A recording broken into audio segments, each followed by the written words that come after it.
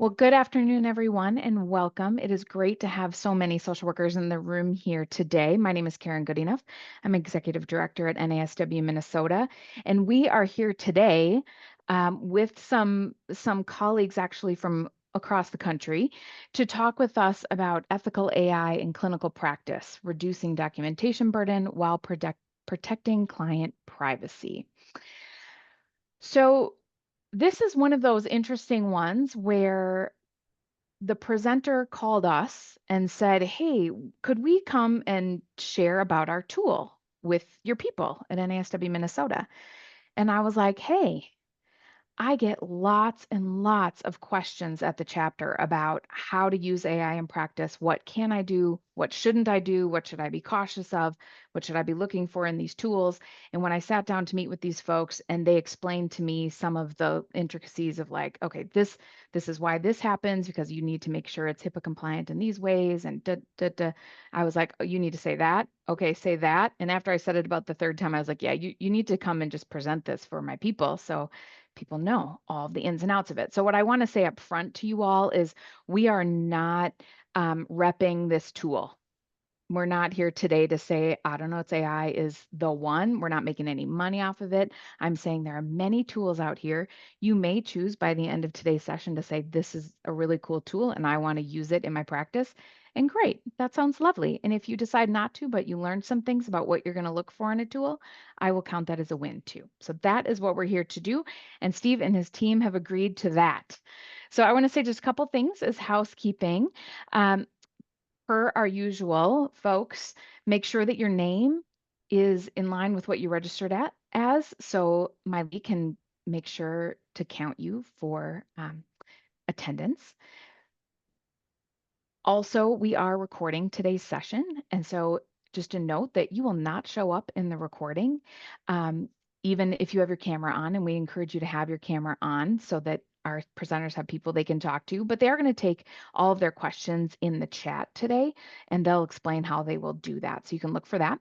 We also do have the closed captioning on, so if you would like to have live transcription, you can turn that on for yourself. This webinar is 1 hour in length, so it is worth 1 CEU, which you can count as ethics in Minnesota. And if you're joining us from another state, check with your regulatory board to see how you can count it.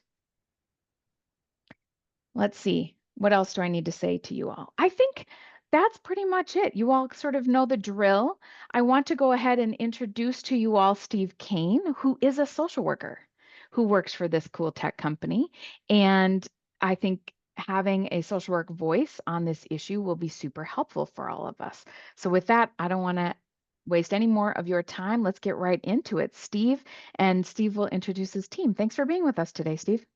Thank you so much for having me, Dr. KG, Dr. Goodenough. This is an amazing opportunity. We are so excited to be here for this session, and I want to thank you all for taking the time to speak with us today. I know each of you have busy schedules filled with client sessions, documentation needs and burdens, and the ongoing work that it takes to care for your community. So it does truly mean a lot that you're here to think about how technology, specifically artificial intelligence, AI, loaded term, can play a role in supporting your practice and people that you work with and your colleagues. So like Dr. KG said, if any questions should arise during the session, please type them in the chat, okay? If that's Can cool. I interrupt you for just a quick second, Steve, and tell everyone, don't put your names in the chat, people.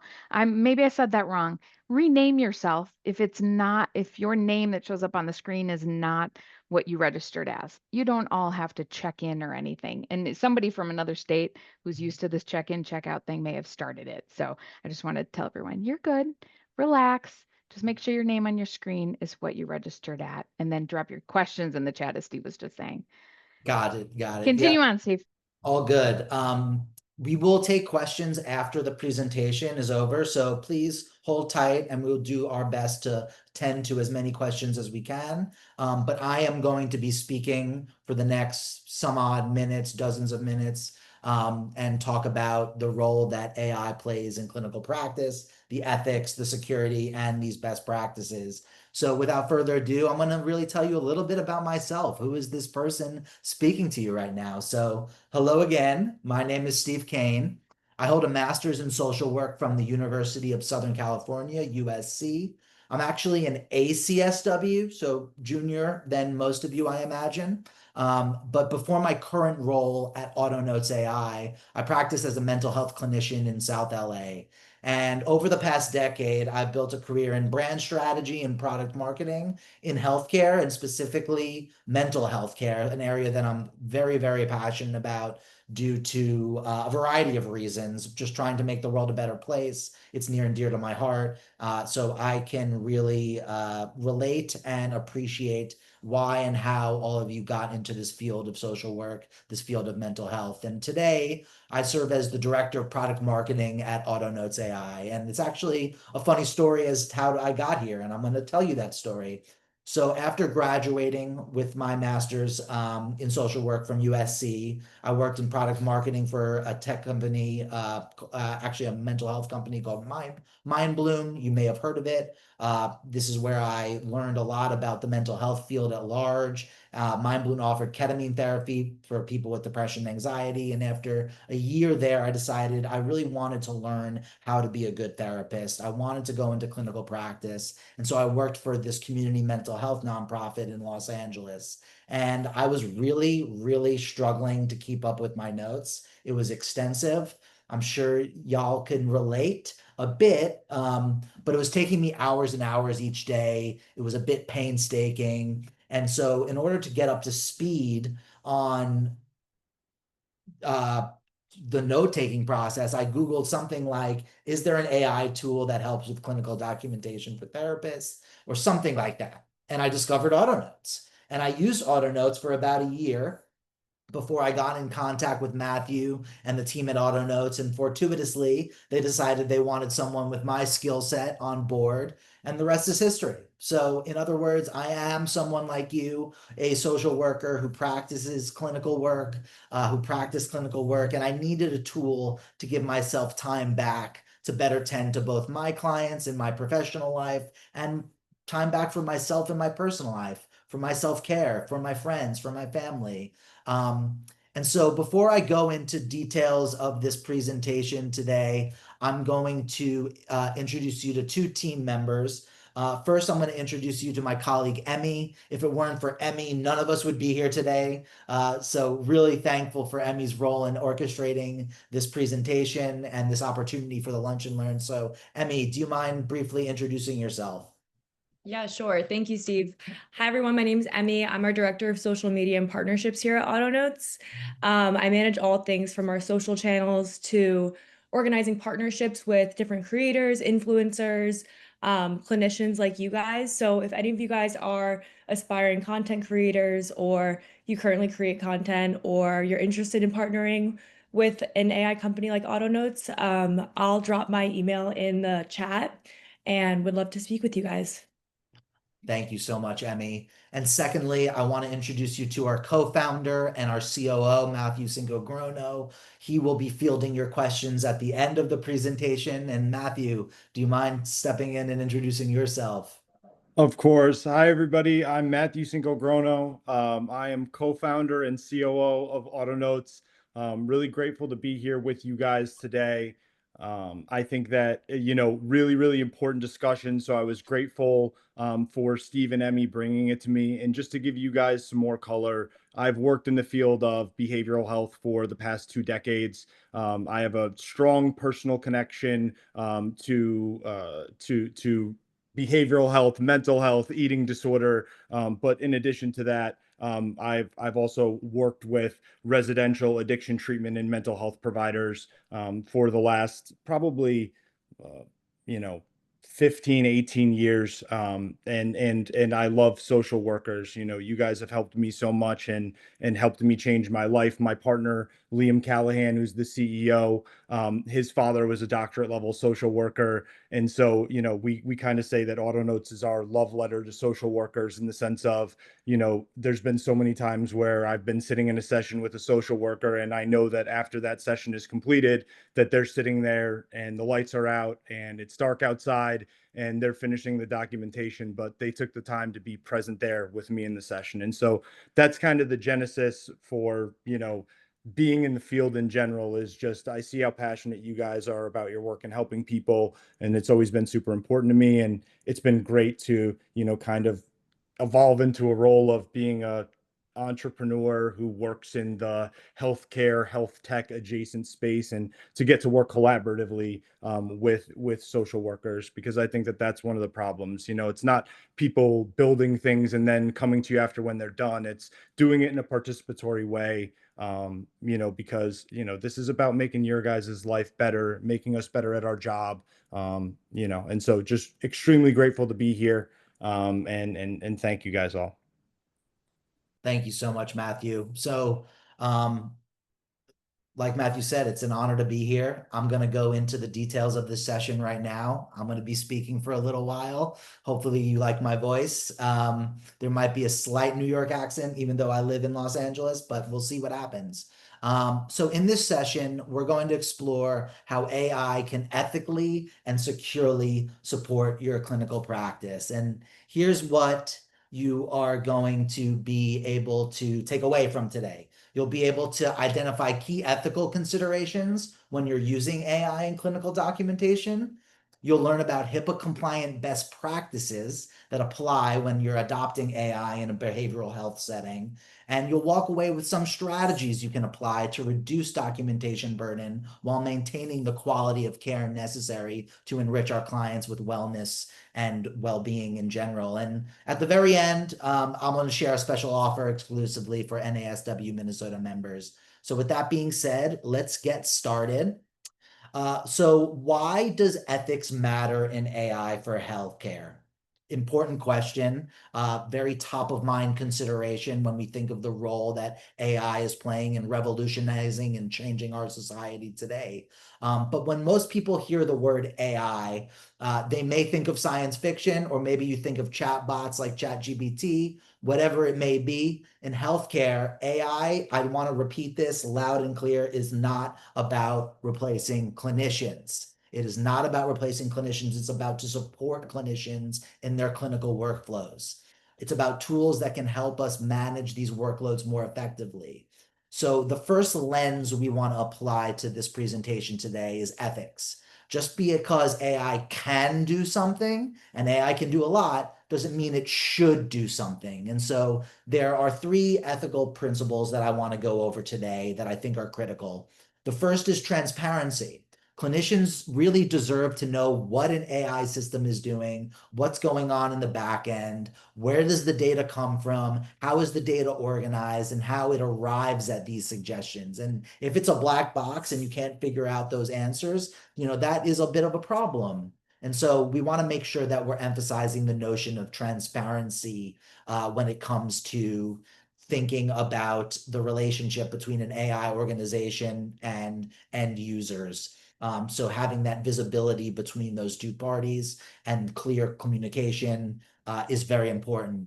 The next is oversight, an important consideration as well. The clinician must always be in end control. AI can draft and suggest and support a lot of different functions when it comes to using and leveraging technology for a variety of different use cases, but it cannot replace human judgment. That's why I'm really, really adamant that AI should not replace clinical judgment, should not replace or only support therapists in their workflows. And that's not just a best practice, it's an ethical obligation. We want to keep the humanness in the process of working, especially as a mental health clinician, especially as a social worker.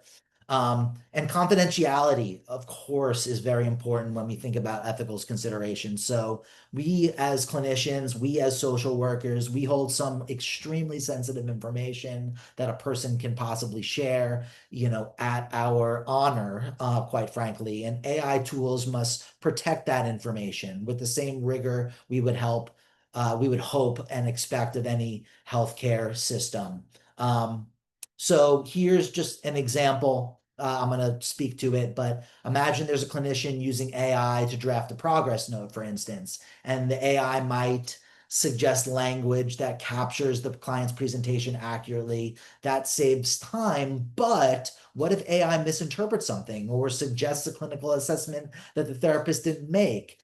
If the clinician is accepting the information that AI provides uncritically, that's not necessarily support. That's more of a substitution of judgment. And I want to keep that really top of mind, front and center. And this is why I repeat the phrase support, not replace. AI is here to lighten the burden and not here to take the wheel.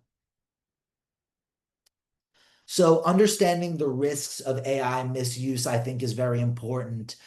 We don't want to become over-reliant on AI, just like I said earlier. When social workers, clinicians, begin deferring critical thinking and rational judgment to AI systems, the quality of care really suffers. We went to school, we've trained, we've gathered information and knowledge about how to best communicate ethical and considerate therapy practice to people in need. And we don't want AI to inform and truly dictate what our decisions and our clinical judgment is making. So we won't want to become over-reliant on AI when we're thinking about this. Misinformation in general. So AI systems can generate plausible but often incorrect information, and without the proper verification protocols that can lead to documentation errors, not providing the human oversight necessary. This is a risk that can compromise patient care. And then another risk in general, when we're thinking about AI and potential misuse, is privacy breaches. So inadequate security measures that improperly handle data that can expose sensitive client information is something that we are very aware of, that we have to be very aware of, that we have to be very careful about and mindful of. And this would, in a breach of any sort, violate a lot of trust, violate legal obligations. So we want to make sure that we're just not too over-reliant on AI. We are not guiding our clinical practice by misinformation, and we are wary, aware, and cognizant of potential privacy breaches.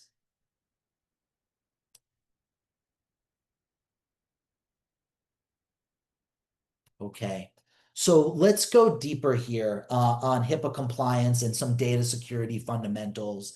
And by the way, toward the end of this presentation, I'm going to show you guys how clinical documentation can be streamlined through these ethical manners, and like an actual example of AutoNotes in action. So you're going to be connected to a visual representation of what I'm talking about, just in case if what I'm referring to thus far has been and is abstract. We're going to put a concrete example that's going to connect all of our brain neurons so that we are aware of what's going on in general. So let's go deeper into compliance and data security, because without these, like, nothing really else matters. We all know HIPAA, okay?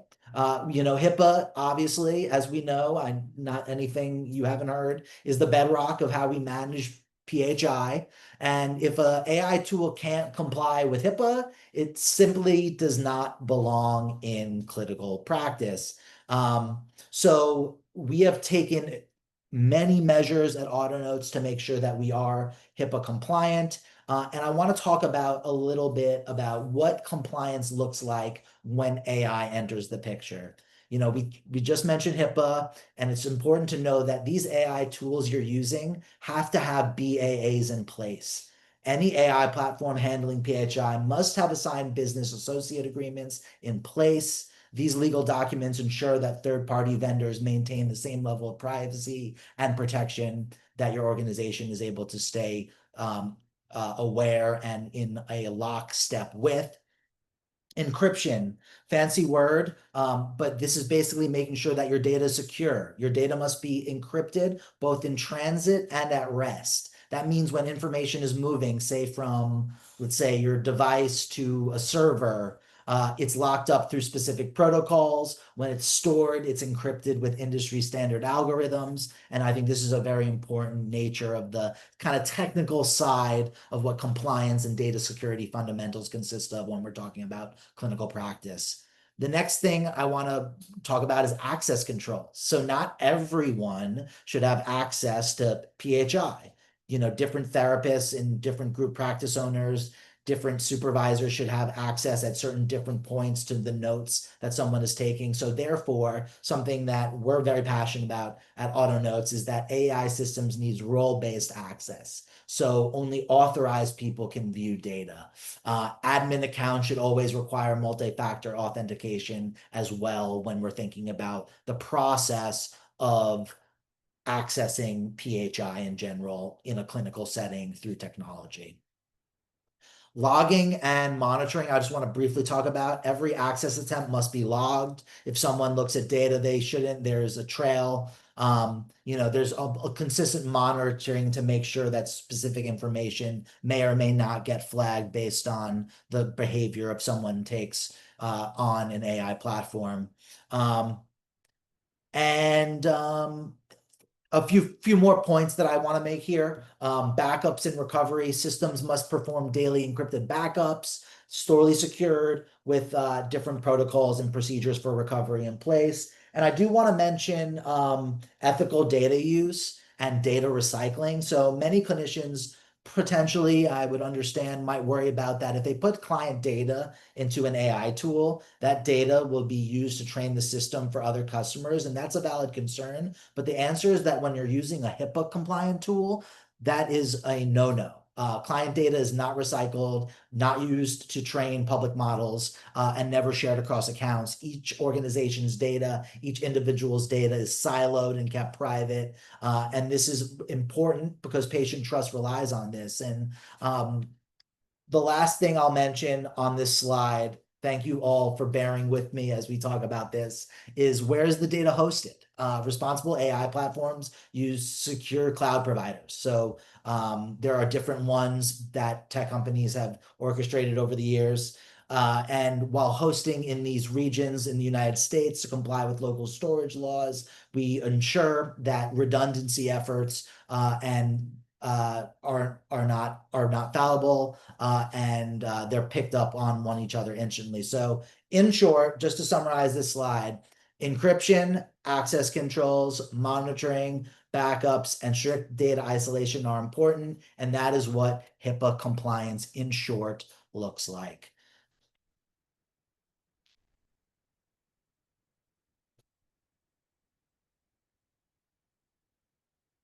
Oh, I just spoke to this. I didn't change the slide. So here we go. Again, encryption, role-based access, comprehensive logging, transparency is the ground, the basis of which trust can be established between a clinician and a technology in general.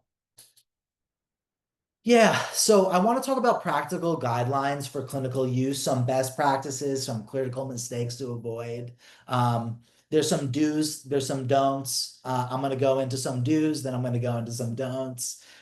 So do use AI inside approved platforms that have assigned BAA, important. Use AI to draft notes, but always review and edit them. We don't want to eliminate clinical judgment from the note-taking output. We want to make sure that therapists and social workers who are contributing notes are having say in what the output is and what the final product is. But we can find AI tools that make that life easier, and AutoNotes is one of those tools. Furthermore, secure your devices, have strong passwords, make sure that we're using multi-factor authentication methods, no storing of logins, and only store PHI in secure and covered systems. Some don'ts that I want to mention. Excuse me. Don't paste PHI into Google Docs or Gmail or any tool that might be HIPAA not covered or not HIPAA covered. Don't share client information over unencrypted email. We know this.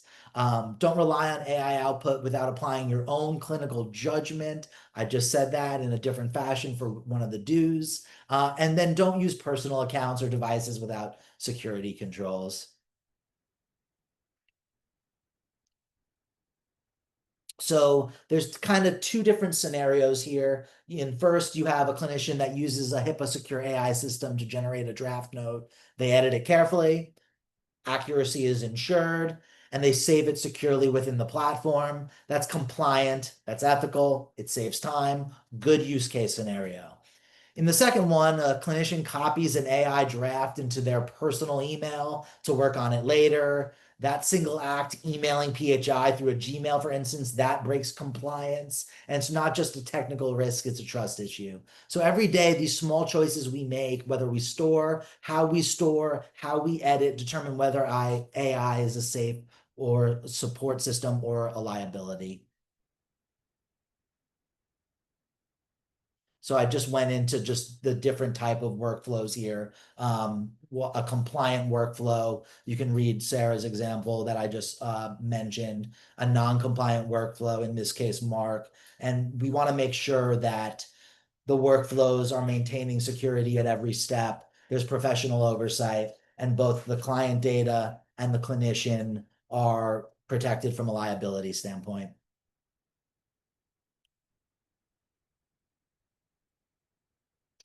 Okay. So it's important to consider not just the individual therapist when we're talking about, or the individual social worker when we're talking about AI security, but it's also a relationship between the team and the practice at large. I know many of you manage and oversee group practices or work for an organization that is a group practice. So for AI to work well, the whole organization needs to be aligned and there needs to be good communication between everyone. So clinicians need to have clear best practices for daily use. Secure devices, always review outputs. I know I'm repeating myself, but there's certain elements of this presentation that I really want to hammer home. And then you never bypass compliance. Organizations need policies and training.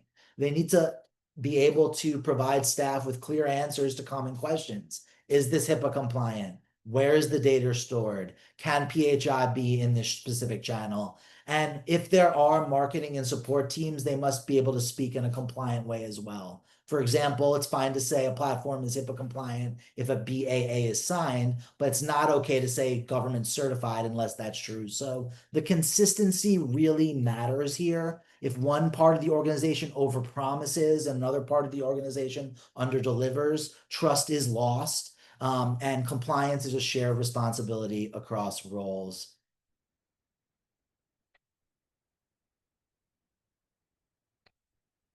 Okay, we're going to slightly shift gears. I want to show you what this actually looks like in action if you've never used an AI tool before, specifically for clinical documentation. And so the way the process is streamlined, and hopefully we demonstrate some magic and positive action of how AI can support your clinical workflow. But basically the beginning is all based on session input. So the clinician securely enters notes into a HIPAA compliant platform. The AI processes and generates and structures that documentation while maintaining encryption. The clinician edits and reviews the AI suggestions, and the final documentation can be seamlessly integrated, excuse me, into an EHR system. This saves time.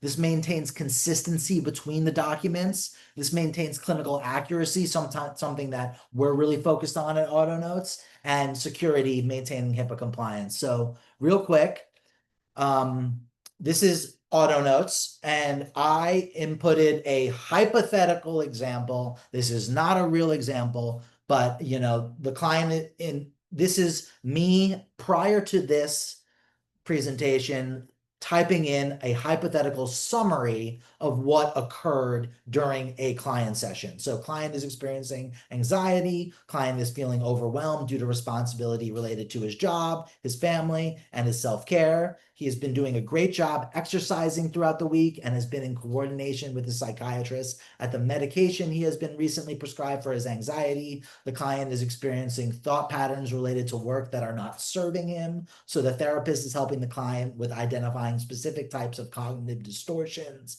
that aid in the client's ability to change his thinking, which he is hoping will result in better mood before the next session. So think of it as you just had a session, you sort of input what just happened, and then I'm going to click generate document. This is going to come back in a DAP note format, and the therapeutic modality that I am citing here, obviously based on the cognitive distortions that I mentioned, is CBT.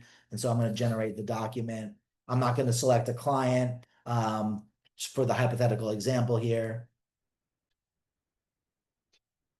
So give us a moment here. I'm going to stretch. I've been talking a lot. I don't think I ever talk this much consistently over a half-hour period. I normally am not long-winded, but this is a presentation, so I will be long-winded here. And here you can see the session outputs here. And what I was really like hammering home is this concept of like, I shouldn't just copy and paste this into an EHR without reading it, without editing it, without customizing it, without making sure that is the general sense of what really transpired in the session, how I assess the situation within the session, and what my plan is going forward. But at the same time, there's information that we can use and draw upon to prepare for the next sessions from this process. So this is a draft. This is not the final record. You, the clinician, are always in charge. It's easy, and the data never leaves the secure environment. It's stored safely, not recycled, not shared, directly within our AutoNotes platform. Okay, so I want to take a moment to, quick moment to share something exclusive for this group. As members of this chapter of NASW in Minnesota, you can receive 25% off your first month of AutoNotes. And the code is social work. We just wanted to provide a practical way for you to manage these tools in your workflow securely and ethically, in general. But more importantly, I want to close out the presentation today with some final words here. The field of AI in healthcare is moving really fast. The field of AI in every industry is moving extremely fast. And there are new benchmarks and regulations are going to continue to evolve. But what really must, not change, and what I'm going to continue to advocate for, is that the clinician, the social worker, must stay in control. AI must remain a support tool, and data security will always have to be non-negotiable. As we look ahead, I encourage you to stay curious, to ask questions, and insist on compliance and ethics as table stakes measures. So let me actually re-emphasize now 3 takeaways to remember. I've said this probably 5 or 6 times already, but AI is a support tool, not a replacement for clinical judgment. HIPAA compliance and data security are the foundations of ethical use. And without the right guardrails, AI can really help clinicians reclaim valuable time, improve the quality of documentation. That has a really big effect on the quality of care you give to your clients, but also for you as a clinician, allowing you to have more time for yourself, your family, self-care, your friends, your dog, whatever it may be.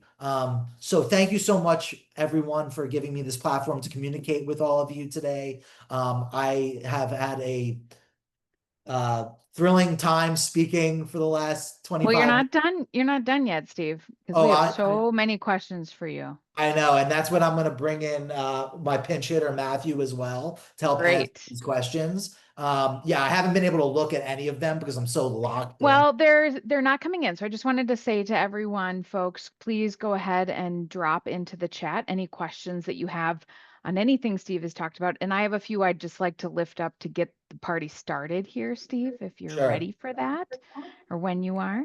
Yeah, Okay. ready.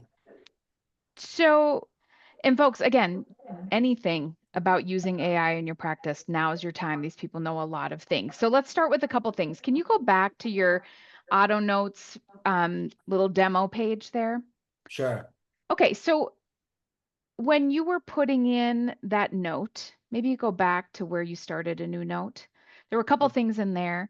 One is it was optional to upload a recording. So talk to us about uploading recordings into this tool, and how does that work, and what would people be recording them on, what tools, and yeah, talk to us about that piece.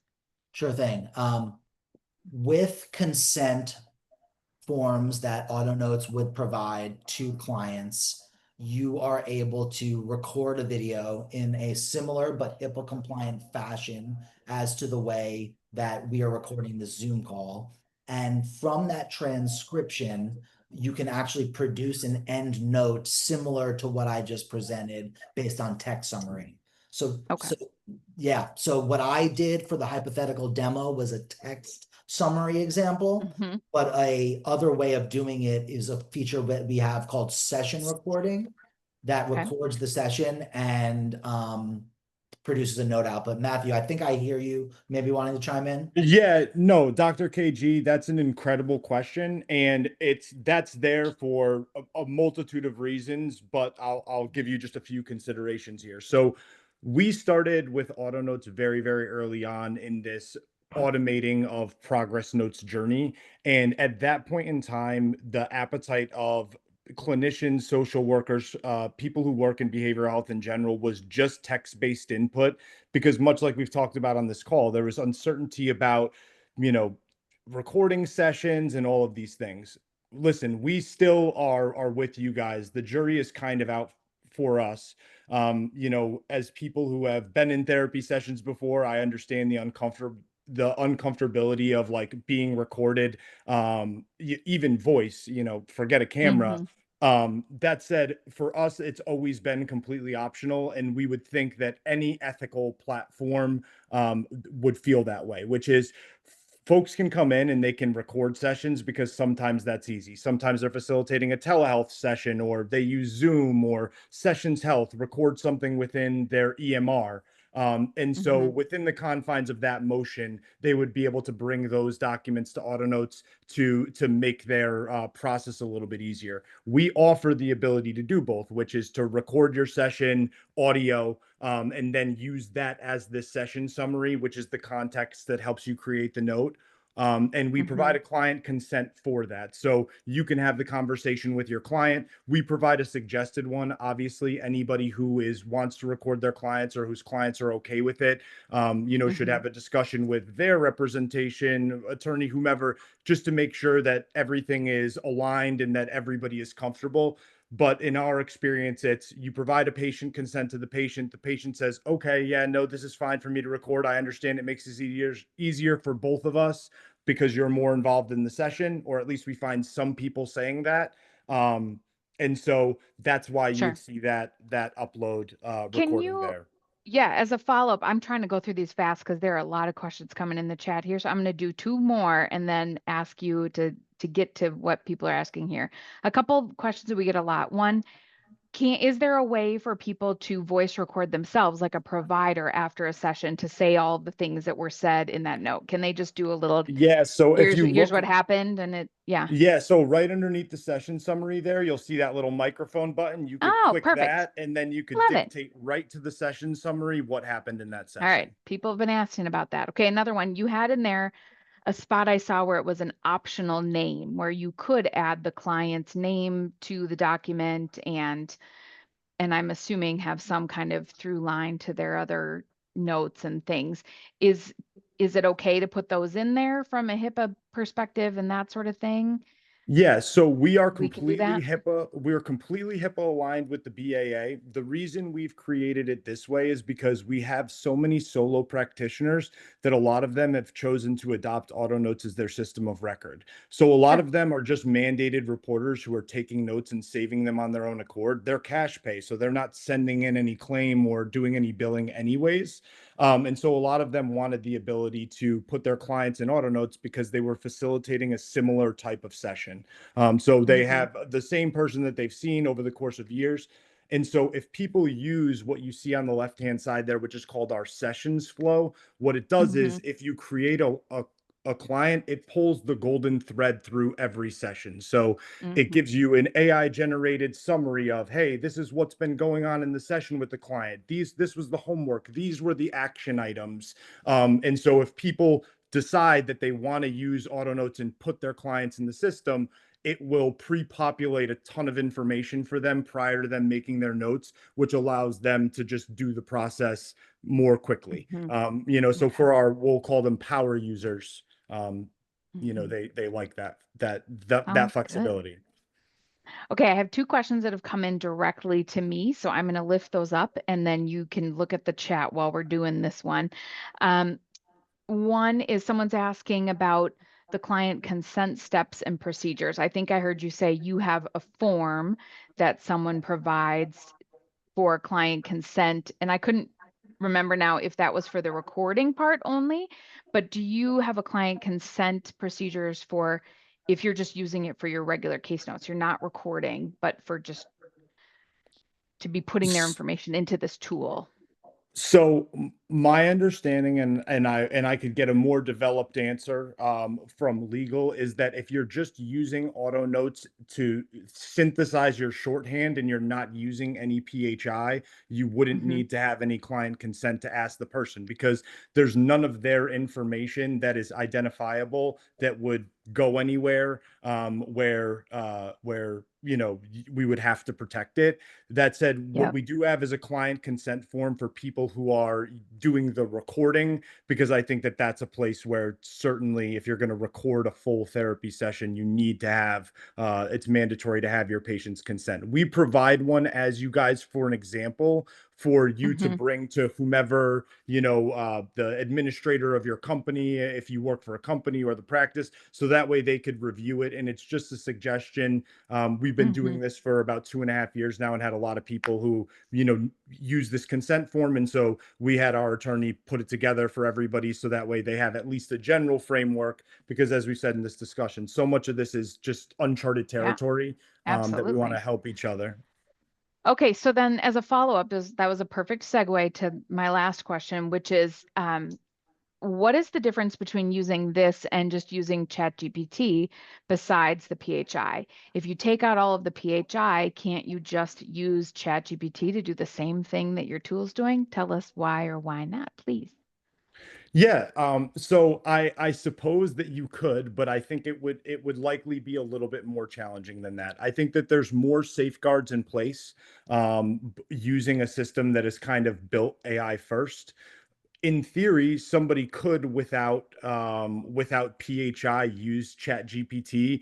I just think, when you kind of juxtapose what you would get from Chat GPT versus what you might get from a system like AutoNotes, it, Hmm. it could be a little bit different. But I think that's probably a deeper in the weeds discussion. My biggest concern with Chat GPT would be that there would really be the no PHI mandate. Within AutoNotes, we have something that's called DLP that is built in, which is if somebody slips up and PHI accidentally gets into that session summary, that's scrubbed before it goes to any model that is synthesizing the data. On ChatGPT, if you make that mistake, there's no protections for you. So Sure. I think that that's the difference. Is with AutoNotes, you have a signed business associate agreement with us, which makes us your Hmm. business associate, which means that we have legal obligation to you to make sure that everything that we're saying we're doing with your data, that we're actually doing. And I think that some of the stuff with the larger companies that makes it more challenging for people who kind of just want to do it on their own is you don't get those same levels of, sort of protection and security and understanding of, the Sure. domain expertise, right? Sure. Well, and it looks to me like even just being able to tell it what types of session notes you're doing and whatnot, that might make a difference. Is it okay if I go ahead and just lift up some questions from the chat for you Of all? Keep course. things moving. I think we've got to move fast, so I'll read them, you answer them. Okay, how would you suggest advocating for using this tool as a clinician within an organization, which may take issue with clinicians using this? So, how do you sell it to your organization? Do you have any pointers on that? Now, do Yeah, I think you yeah, want to say? Steve, go. No, you Yeah, can go. no, I saw another question that was saying like, does this result in people being able to see more clients But as a result of decreasing the time in which documentation is taking from the ability to see clients, you are able to give better care to the end person as well. So I think quality of care can increase, and we've seen examples of clinicians speak to that. If you were to hypothetically go to our website, we have people talking about that. And then also the amount of clients that can be seen are increased as a result of decreased documentation burden time. Yeah, Mhm. Derek, mine has always been also it improves the minimum standard of care.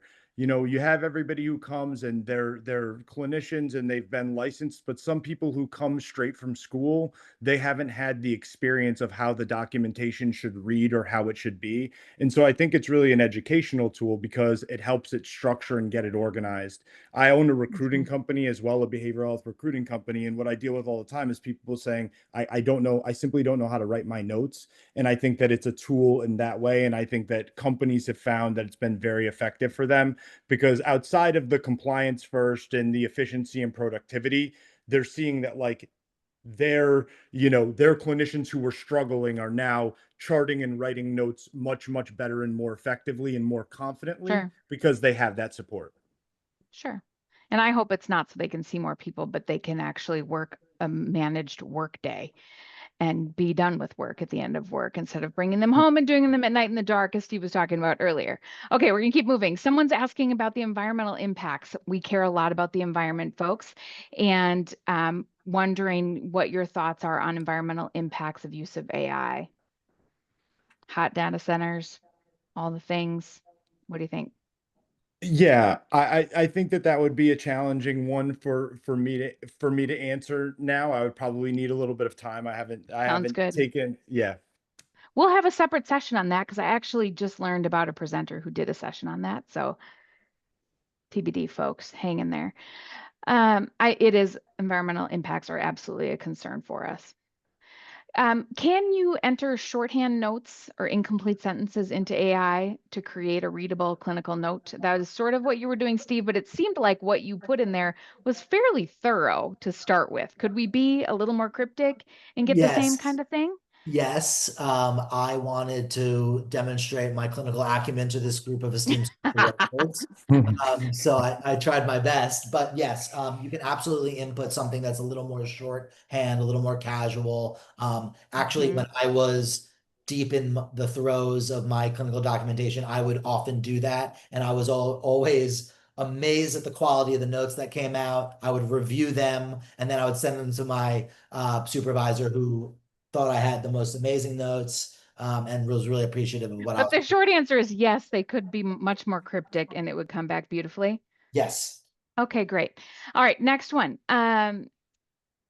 Someone is in a hospital clinic and they write psychosocial assessments. They can take 2 to 3 hours to write. Are there plans to add that capacity into this tool, or can it So if you already happen? look, yeah, you could see it right there. So we do have a biopsychosocial assessment. Like we said earlier, one of the big things about us is we're working this all in collaboration. So we have a biopsychosocial assessment. We have about 65,000 people who use AutoNotes. So we're continuously sourcing kind of suggestions from you guys on how to improve it and make it better.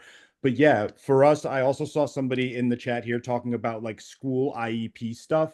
That We've was next. created a Yeah. feature that is called the document builder. And what that allows you to do is create whatever output you want. So in theory, you could take, a PDF of a note that profiles exactly like what your document output looks like. And you could put it right in the bottom left of what Steve is showing you on the screen there, generate with AI, and you can make your own template. So that way, what's in the subjective, you can direct. If there's a specific way you have to write your notes, if there's a specific insurance company that you have to write to, or a specific way that they need to be comprised. So, to folks who are asking about like specificity of use case, AutoNotes, the initial frame is behavioral health clinicians. And so there's a lot Mhm. of preloaded information for behavioral health, but then we have a ton of schools and other people. And with the template builder, you essentially have the ability to structure whatever output you want. Okay. So that answers a couple other questions in here about people in other settings who are thinking, okay, how can I take something you have and tweak it for my practice? And it sounds like that is definitely possible. Okay. So, yeah, go ahead. No, I just saw another one in there as well. Staff shortage could result in hurry and not careful reviewing. Are there built-in barriers to ensure careful note review? Yes, Robin, 100%. And I think that that's kind of one of the advantages of this is that AutoNotes or the AI system that you choose to use, it's kind of first pass, right? So it's first pass, and then you have the ability to go in there and review. But what AutoNotes does is it juxtaposes your session summary against, to a certain degree, what best practice would be in how, clinicians would construct a note in this instance. And so we've really tried to build the note outputs against the most stringent standards for clinical documentation. As I mentioned, we come from like a private behavioral health background, so scrutiny of documentation was a place that we were really comfortable with. And so yeah, Mm-hmm. again, as Steve mentioned, we always bear the burden of responsibility of checking the notes and making sure that everything in there is accurate and that reflects the session. But these programs, including AutoNotes and others, have done a really great job to build a lot of barriers Mm-hmm. to make sure that the note has been reviewed before it even makes it to you. And I think that brings up an important point that another person in the chat, Adam, had brought up about how we reconcile the development and honing of clinical language and writing skills when AI is starting to do more and more of heavy lifting and writing summaries and those sorts of things. And so, that's one of the things I know we have several faculty in the room today, actually, I noticed, and they're probably thinking about that. Like, how are we teaching, clinical writing skills and making sure people have them so that when they review their notes, they know what they're looking for and can say it's actually good. But do you have thoughts about that for the future? Yes, I'm sorry. I distracted myself by reading one of Lisa's questions in the chat. I apologize, Dr. KG. No worries. Steve, did you have thoughts about that? Yeah, I mean, uh, our goal is for AI to evolve to the writing style of the practitioner so that Mm-hmm. he can understand the nuance and flavor of how you would like to communicate. And that's why I'm bringing up this page right here where you can actually customize and like influence essentially the nature of the AI output. You could say, Okay, I want something that is in present tense. I want it to be professional, concise. I wouldn't do past tense and present tense. Speak in an academic tone, and this would influence the output. But again, we would suggest there sure. be a final review when someone actually produces. Mm-hmm. Mm-hmm. But interesting to know. I mean, you could tell it to be trauma informed. That's fascinating. Uh, Thank you. okay. Yeah. All right. So another person asked about the recordings. So if if you record something, and is it a video recording or audio only, and would you have access to it later, to Matthew, the you there? recording? The question was, do you have access to an audio recording after the session? Hmm. Are they only audio? That was the first part of it because someone was asking So about video recording. But So for right now, it's only audio sessions. So it's okay. live audio sessions, and the session stays there after the session is done and until the note is completed. Then the session is purged, and you just are left with the note. Um, Okay. and so yeah, so that's how we operate that. And as far as video, I don't think there will ever be video recording and then session synthesis. We will provide native telehealth within AutoNotes, so that way, if you wanted to facilitate a session like in the platform, so that way you didn't have to be between Zoom and Google Meet, and so everything was optimized, you could do that. But we wouldn't be recording those. It would only be transcribing the audio, using the Hmm. transcription of the audio as the context for the note, and then purging that once the note has been created. Okay. Now, if someone's asking about encryption, and s- this is Robin. Encrypted emails are only secure for content, not titles. Are there aspects of auto notes that are also not encrypted? And then how does this work with an EHR, electronic Yeah, health record? And we're going to go on from that to the outside HIPAA life also. Yeah, so AutoNotes, the users of AutoNotes have assigned BAA, and the BAA is available on the website, and you could read it. And the BAA speaks to as business associates of one another, what we are beholden to in our relationship.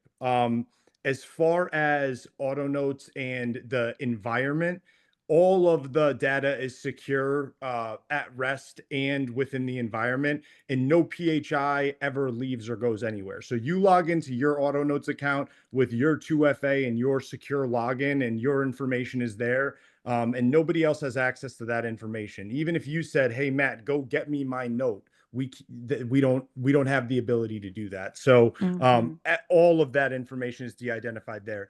I think it's a little bit of a technical question. We can send you like the data flow analysis, which kind of shows how the data moves around and how everything happens. But the easiest way I could give it to you is that we have our own GCP server, Google Cloud Platform server, which is where all of our information is housed. And before any information leaves that Google Cloud Platform server, it is de-identified. But again, I think we have our, we have a big compliance motion and all the stuff that we had to do for our HIPAA compliance. And so for frame of reference, so you could see and juxtapose it against what other companies are doing, I can show you what our data flow looks like. And we could put that together and send it out for you guys so you could see it in an email next week. Okay. Okay, I want to ask, we're going to go big picture for a second here because I want to make sure we talk about this just briefly. But someone was asking about HIPAA and the vast amount of personal data out in the world and things that are being extracted from private records in light of DOJ and that sort of thing. And just wondering what's being discussed in the bigger picture about client privacy and whatnot in the industry. I just wanted to lift up that, and Matthew, I think I'm echoing on your account again, if we can, thank you. There are pieces of legislation moving in states across the country related to AI in practice. Two states now, Illinois and Nevada, have passed bills related to AI tools basically not being able to pose as clinicians. And there is deep concern about AI tools. We know people are using them as their therapist, folks. We all know that, right? Your friends are, your family members are, even though you tell them it's not a person and whatnot. The kids in the world, they're doing it. So having some control over the industry is really important. And so there is some effort in that realm, and also related to diagnosis and prescribing and things that some of the AI tools out there are now trying, like business, they're trying to get into. So I think there's a lot that is unknown about this whole thing too. So I just wanted to lift up a couple of those larger, like bigger picture legal and maybe legislated sorts of issues, which we are considering potential legislation in Minnesota as well. So any thoughts about those bigger picture issues? Yeah, I think it's always a consideration for us. So we've come into contact with the Illinois legislation already. We're in the same boat as you guys. I think we're trying to do this the correct and responsible way. One of the first things for us was exactly like you said, the data privacy and security. Once it leaves us, where was it going? And this was a consideration 3 years ago for us. So for us, we are a completely privately funded, bootstrapped company. No bank owns us. We are all, it's 4 co-founders who all have a history of having worked in behavioral health. What Lisa has put in this chat is a huge consideration for us. So at top of mind all the time is how we keep all the data secure and make sure that everything we're doing here works. The first thing is, like we talk about, these model improvement programs and people's data going to places to improve efficiencies of like the big tech companies and stuff like that. We're kind of a mom and pop business in our own right. And so, yeah, we're taking a long, hard look at all of this. We're not partners with any large organizations. We don't have any data partnerships, nothing like that. All the work that we've done at this point is just to, try to improve the lives and efficiencies of clinicians, but we're looking at all of it and, having conversations and, very, very sensitive to everybody's data and making sure that there's no we're heavily invested in making sure that everybody who comes to the platform or comes to platforms like ours or who uses these tools in general feels confident that this is done in an altruistic way and that there's not going to be breaches or they're going to lose their information, because we're in the same boat as Yeah. you guys. I go to a Yeah. therapist myself. I don't want my therapy sessions, on Front Street for everybody to to For sure. scrutinize. So that just go a little deeper into that question real quick. And folks, I just want to say it is 1:02. We are a couple minutes over. We're going to take like 2 more minutes. So if you can hang out, cool. If not, watch the recording, which Miley will send out to folks. There's a question about who owns the data and what happens if there's a lapse in payment or something like that. If somebody ends their subscription, do they lose all of their data? What happens then? No, everybody, if you come and you create an account and you use AutoNotes and then you decide that you no longer want to continue with us, you always have your login and the ability to go in there and access your patient information. And so you'll have access. You can't create new notes but your information is Okay. your information. Okay. That helps a ton. Well, let me just say, folks, we went through a ton of information in a very quick timeline. I appreciate our presenters for sort of going along with me. They're trying to push you along. I know there's much more we could say on so many of these pieces, but our hope was that we could give people a sense of it. Steve, could you bring back that slide that shared the code for people, or just tell people what the code is if they Oh, decide yeah. they want to try out AutoNotes AI? You get a 25% discount on the first month, you said? The code Can you, is social work, but I'm going to share my screen right now. can you give people a sense, because this is what they really want to know. What does it cost, folks? Oh, yeah. Give me What are one we second. talking about? We're talking, let's go to the site and show you some pricing. There's 2 different versions. We have the Our Economy class at $41 a month. Our first class is at $83 a month, different feature sets across each one.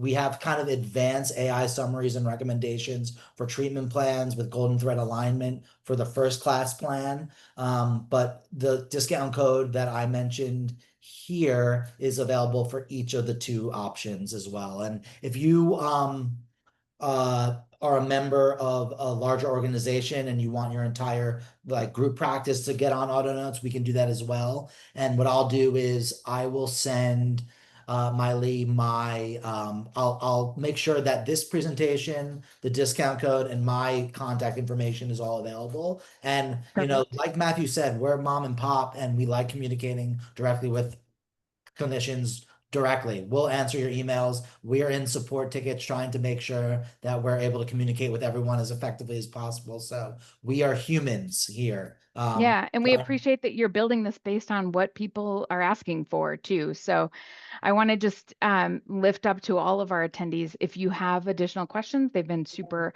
open to saying they'll answer those offline too, and to also let us know at the chapter if there's more that you want to know, like if there are in-depth things, other topics around AI that would be helpful for you in practice. When you do that evaluation, please just jot those notes in there, and we'll ask these folks or someone else to come and talk about those. So with that, I want to thank you, Steve, Matthew, Emmy, and the whole team for coming here and being a part of getting our brains wrapped around AI and clinical practice. We really appreciate you all. An honor. Thank you so much for the time.